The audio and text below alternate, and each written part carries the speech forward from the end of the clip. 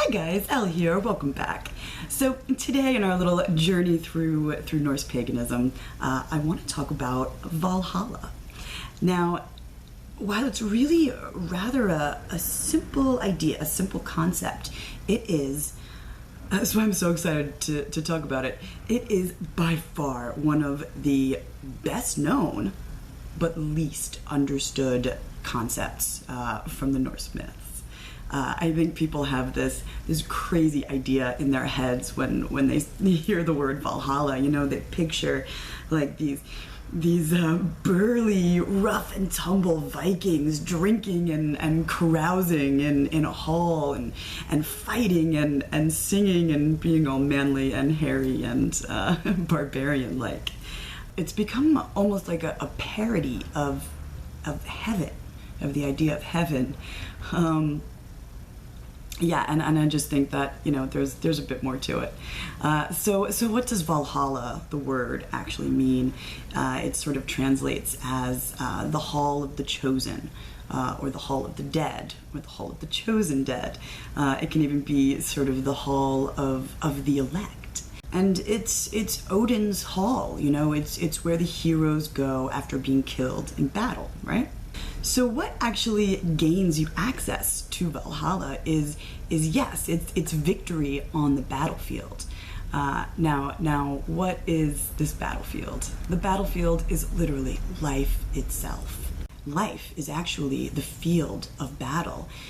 It's where the forces of light and dark struggle in us. You know, that's where the battle is. The battle is within. The struggle is within. So yes, victory on the battlefield grants you access to Valhalla. Really, victory or success in life gains you access to Valhalla. You know, in life, every day we face enemies. We battle our own fears. We battle our own weaknesses, our own habits, our own attachments.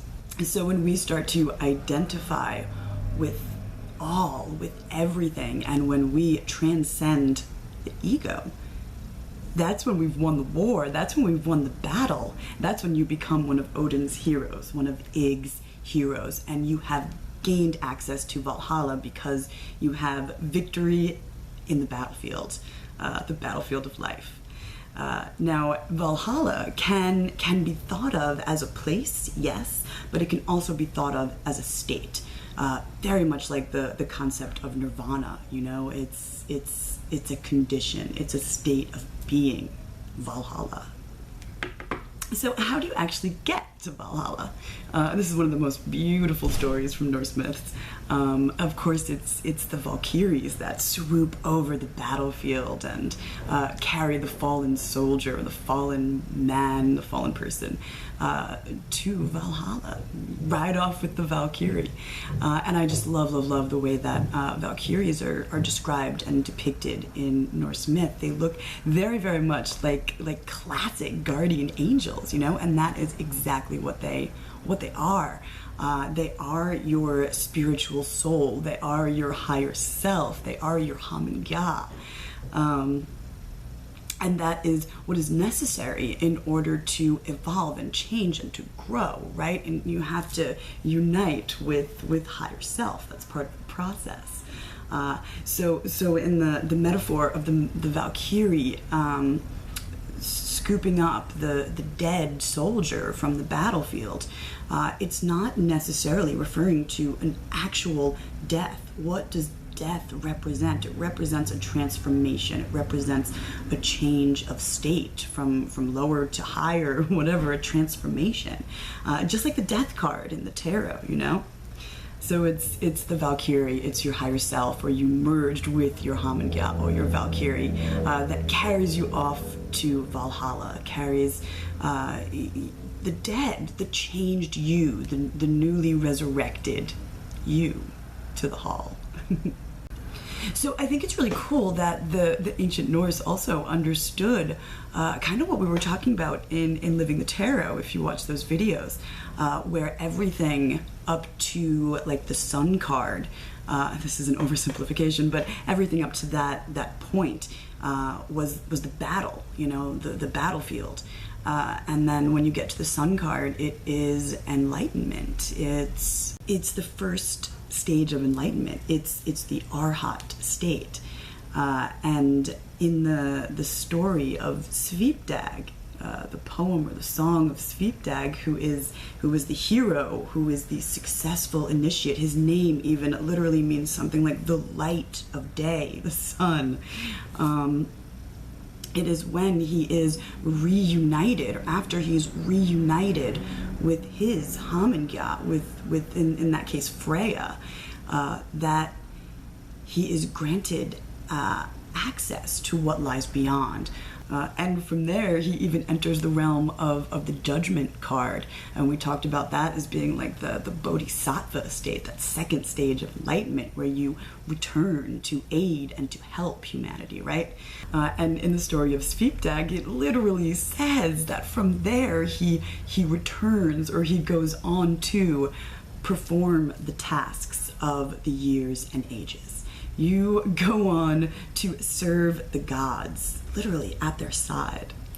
And this is such a common theme that you see over and over and over. And there's tons of other Norse myths and folk tales, and of course in also mythologies from all over the world, but that talk about this hero's journey, this exact same thing. It's a beautiful tale. We could talk more about like Sigurd and how he learns to understand the language of the birds and all that stuff in other videos.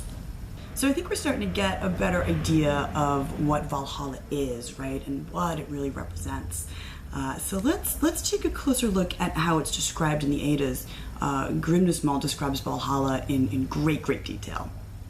So first off, Valhalla is surrounded by two rivers. You have the river Tund and the river Iving or Ifing. By the way, I'm sure I mispronounce stuff. I try to look things up like a good little Virgo and get all the pronunciations right. But for the most part, I've only said these words in my head when I'm reading. So, sorry if I mispronounce things. Do not take my pronunciation as fact. Although I do try to get it right. I don't think, in the grand scheme of things, though, that if you mispronounce things, like it's the end of the world. Anyway, the two rivers can be translated as Tund is like time, and Iving doubt. And from these rivers, the wolf Tjodvitnir fishes for the souls of men. So to pass the river of doubt, you have to be unwavering. To pass the river of time, you can't be fooled by the illusion of time. You must be self-directed. To pass the wolf, you must have control over your bestial animal nature. Wait, there's even more tests. The next thing you might come face to face with is Odin's two dogs, or Odin's wolves themselves. Geri and Freki guard the front door of Valhalla, along with a big eagle that is all bloody and scary and sort of perches on top of the door, on top of the building. But Geri and Freki, of course, are like greed and gluttony. And the eagle I like to think of as representing pride or something in this case. But basically, desires will keep you from entering the Great Hall. Does it sound familiar, by the way, any of this?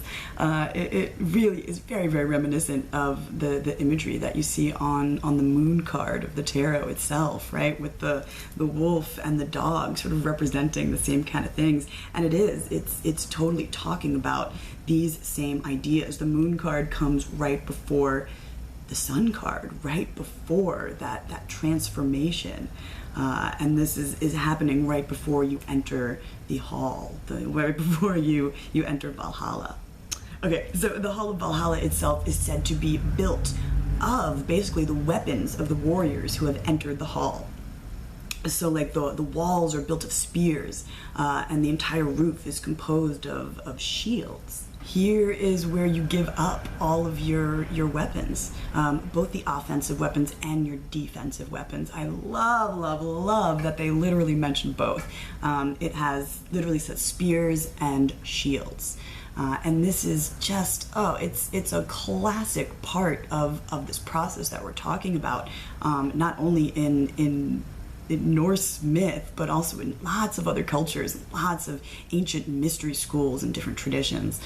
This state you come to where you cultivate this gentleness. There's no need for weapons, and you also would have no need of protection. Your shields, because thou art that. You recognize that you are the same. All is one.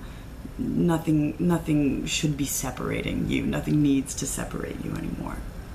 You've entered the realm of immortality. Odin offers you mead, wisdom, and he feeds you with the three boars, right? I like to think of them, she says this in the book, The Masks of Odin, too,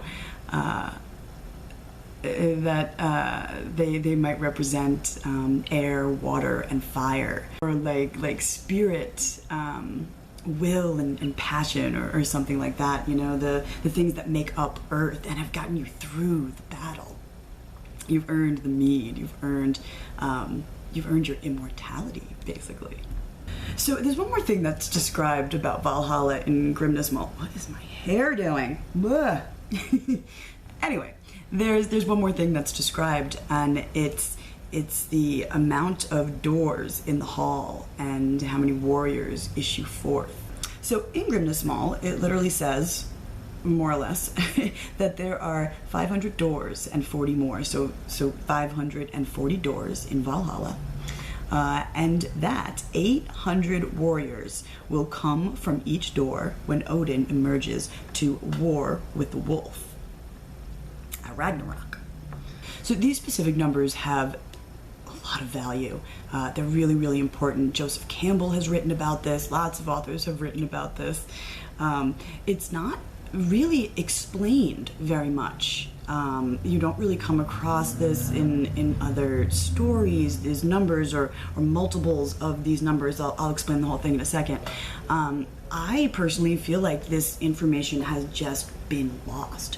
You know how, like I was saying in the first video on Norse paganism, where I was talking about how by the time the age of the Vikings really comes, that they had more or less forgotten a lot of the meaning of their own path, of their own spirituality, of their own mythology.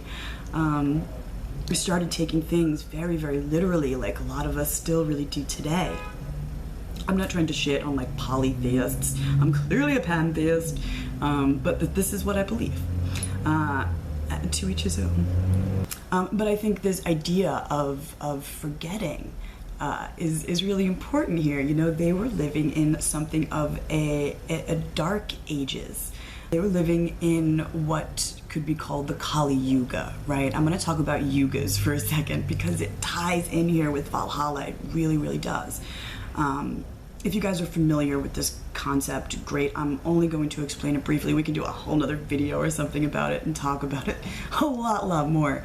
But basically, it is this idea of these great cycles of time that come from Vedic thought and Eastern philosophy, Hinduism. It's all from there.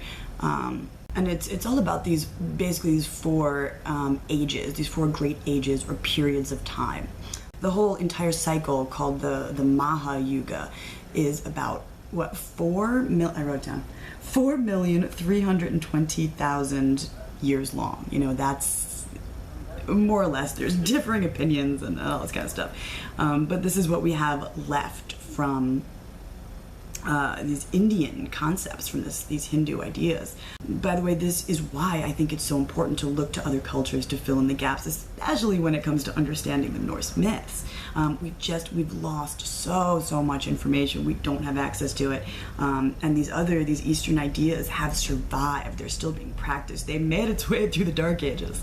So it's a great place to look to help to understand these Norse myths and what they're talking about. I'll get back to Valhalla in a second. But the Maha Yuga is split up into basically four ages, four smaller cycles within this larger cycle.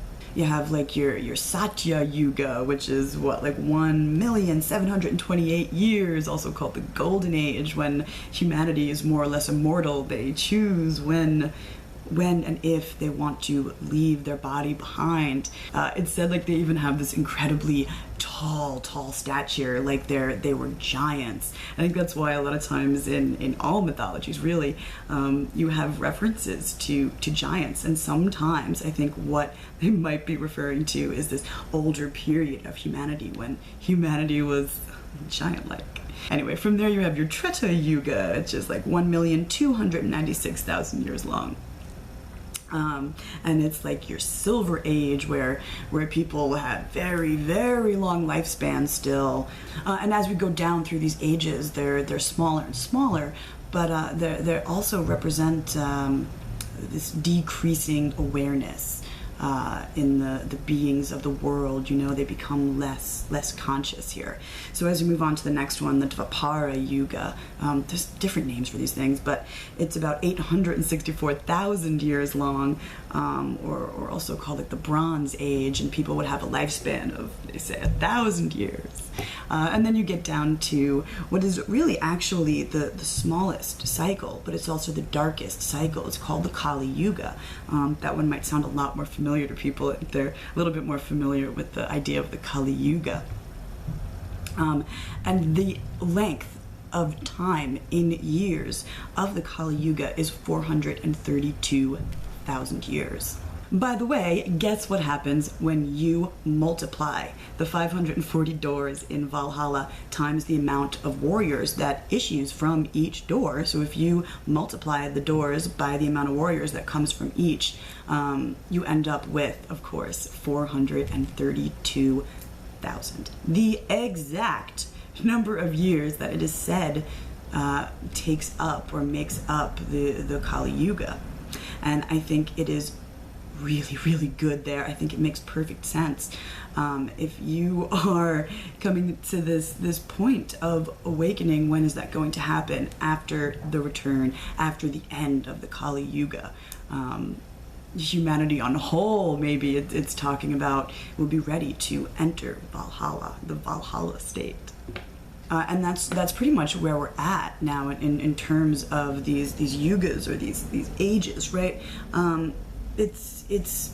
It varies a lot. Some people say we're like 1,000 years out of the Kali Yuga. Some people say we still have a bit of a ways to go, but in general, everyone does agree that we are either nearing the end, just out of this darkest period of our planet. The Kali Yuga also, by the way, being called the Age of Iron, the Iron Age, where people have a lifespan closer to that of like 100 years. The height is what we're experiencing right now, that kind of thing. So what's really taking place during these ages, or these yugas, is this cycle, this repeating but ever evolving cycle of falling asleep consciously and waking up, moving up higher in these dimensional levels, higher and higher vibrations, you know, all that kind of thing.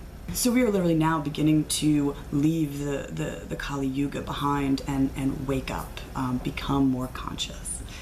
That's what we're experiencing right now. That's why I think we're experiencing like this mass awakening. You feel it, right?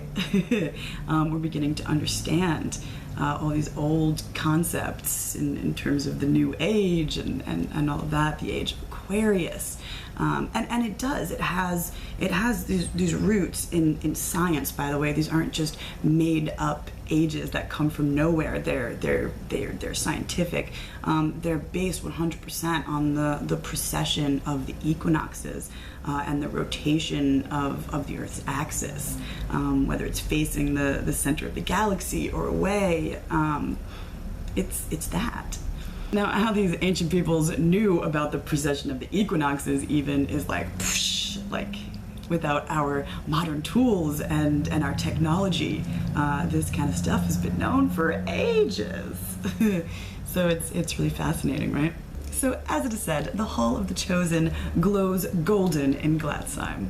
Gladsheim being where Valhalla, of course, is located. glowing gold, spiritual gold, guys, the gold of the alchemist. Really, by uniting with your Valkyrie, with your Hamengya, with your higher self, you have earned your immortality. It's here in Valhalla where Odin crowns the victors after the battle. So that, my friends, that is fucking Valhalla. Alright, I'm going to stop there. Thank you so much for watching, guys. I'll see you real soon. Bye. Tjodvitnir. Tjodvitnir. Tjodvitnir. Tjodvitnir. Tjodvitnir. Tjodvitnir. Tjodvitnir.